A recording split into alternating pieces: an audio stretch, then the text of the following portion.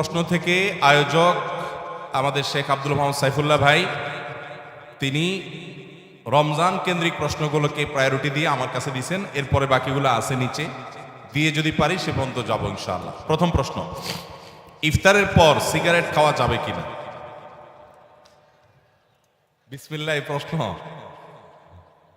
ভাই এটা যে শুরুতে তো খেয়াল করলাম না, ইফতারের পর সিগারেট খাওয়া যাবে কিনা এটা কোনো কথা হলো ভাই?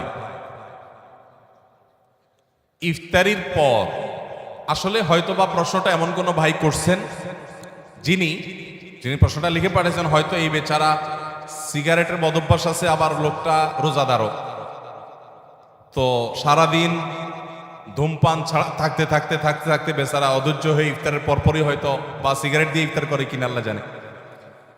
ইফতারের পর ধূমপান করা গুনাহ, কারণ যেটা মানুষের স্বাস্থ্যের জন্য ক্ষতিকর এবং নিশ্চিত ক্ষতিকর, যেটা মানুষের জন্য বিষের মতো ক্ষতিকর, ধ্বংসের দিকে মানুষকে নিয়ে যায়, এবং যেটার ক্ষতি ছাড়া কোনো উপকারিতা আপাত দৃষ্টিতে নাই, সেই জিনিসটা মানুষের জন্য হালাল হয় না, সেটা মানুষের জন্য খাওয়া জায়েজ হয় না।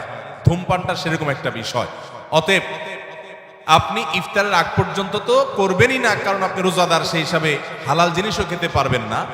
কিন্তু ইফতারির পর যদি কেউ ঘুষ খায়, ইফতারের পর যদি কেউ কুকুরের গোশত শুকুরের গোশত খায়, সেটা যেরকম ইফতারের পরে খাইছে দেখে হালাল হবে না, ধূমপানটাও ইফতারের পরে করছে দেখে হালাল হবে না। কথাকে বুঝাতে পারছি? আমাদের সমাজে কোন কোন ঘুষখোর আছে, আমি শুনেছি, দেখি নেই, যে তারা নাকি বিভিন্ন অফিসে ঘুষ খাওয়ার সময় যখন যারা ঘুষ দিবে ক্লায়েন্ট তারা আসে, তখন নাকি ড্রয়ারটা খুলে বলে, এখানে রেখে দেন ভাই, আমি রোজা আছি তো ইফতারের পরে নেব। এরকম শুনছি আমি, আল্লাহ জানে এরকম আসলে আদতে আছে কিনা, বাস্তবে আছে কিনা। তো এই বেচারা সে রোজা রেখে ঘুষের টাকা ধরবে না, রোজা ভেঙে ইফতার করার পর তারপরে ধরবে। তার মানে সে মনে করে রোজা রাখা অবস্থায় করলে রোজার অসম্মান হবে, তো রোজা রাখার পরে ইফতার করার পরে যে করবেন তাতে আল্লাহর নির্দেশ লঙ্ঘন হবে না? রোজার মানে তো বিরত থাকা, সিয়াম মানে বিরত থাকা, তার মানে হারাম থেকে বেঁচে থাকার ট্রেনিং আমি নিচ্ছি এখান থেকে, সেটা আমার আমল করতে হবে সারা জীবন ভর। অতএব যারা রোজা রেখে ধূমপান করছেন না, তারা ইফতারের পরেও ধূমপান করবেন না। আল্লাহ আমাদের ভাইদেরকে বেঁচে থাকার তৌফিক দান করুন। যদি কোনো কারণে শয়তানের প্ররোচনার পরিচিতি আপনি করেই ফেলেন, তো আপনি প্রতিজ্ঞা করবেন আস্তে আস্তে সেখান থেকে বের হয়ে আসা। রোজা অবস্থায় ধূমপান করলে তো রোজাও ভাঙবে, আবার রোজা ভাঙার গুনাহ হবে, ধূমপানের গুনাহ হবে, ডাবল গুনাহ হবে। ইফতারের পরে করলে আপনি ধূমপানের গুনাহগার হলেন, রোজা ভাঙার গুনাহগার হলেন না, জাস্ট পার্থক্য এতটুকু, কিন্তু সেটাও অবশ্যই গুনাহ হবে। আমি প্রায় বলার চেষ্টা করি, যারা ধূমপানের বদভ্যাসে আক্রান্ত, আসক্ত, ছাড়তে পারতেছেন না, রোজার মাস দারুণ সুযোগ। কিভাবে দারুণ সুযোগ? আমরা বাংলাদেশের মানুষ কয় ঘন্টা রোজা রাখি? 16 ঘন্টা, 15 ঘন্টাই ধরেন। 15 ঘন্টা যদি আপনি রোজা রাখেন, ইফতারি, মাগরিবের নামাজ, ইফতার করে এসে আবার খেতে বসেন, এই পুরো সময় মিলে রাতের খাবার সহ মিনিমাম 1 ঘন্টা তো লাগে নাকি? তাহলে 16 ঘন্টা এঙ্গেজ হয়ে গেলেন। তারাবির নামাজ আর 1 ঘন্টা, 17 ঘন্টা।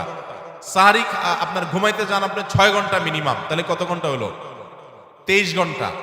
আর সাহারি খাওয়া টাওয়া মিলিয়ে, ফজর নামাজ মিলিয়ে, বাস ফজর নামাজ তো রোজার মধ্যেই চলে গেল, সাহারি খাওয়া এবং ঘুম থেকে উঠা, এই পুরো সময় মিলে আরো 1 ঘন্টা, তাহলে 24 ঘন্টা হয়ে গেল। আর যদি বলেন যে না 1 ঘন্টা পুরো যায় না সাহারিতে, তাহলে আধা ঘন্টা সাহারিতে গেলে আর আধা ঘন্টা থাকে। রমজান মাসে কেউ এই আধা ঘন্টা 1 ঘন্টার সময় কষ্ট করে তার নেশাটাকে আটকায় রাখতে পারলেই তার দ্বারা পুরো 30 দিনে অভ্যাসটা পরিবর্তন করা সম্ভব। কারণ 23 ঘন্টা তার ধূমপানের সুযোগই নেই, বিশেষ করে 15 ঘন্টা রোজা আর 6 ঘন্টা ঘুম, তাহলে 21 ঘন্টাতে এখানে ফিক্সড। আর বাকি ইফতার, তারাবি, অন্য সব মিলে যদি আরো 1-2 ঘন্টাও দেন, তো 22-23 ঘন্টা তো আপনি এমনি ধূমপান করতে পারতেছেন না, আর 1-2 ঘন্টা কষ্ট করলেই ধূমপান ছাড়া সম্ভব, শুধু হিম্মত করতে হবে। আল্লাহ আমাদের ধূমপায়ী ভাইদেরকে ধূমপান রমজান মাসে অন্তত ত্যাগ করার তৌফিক দান করুন।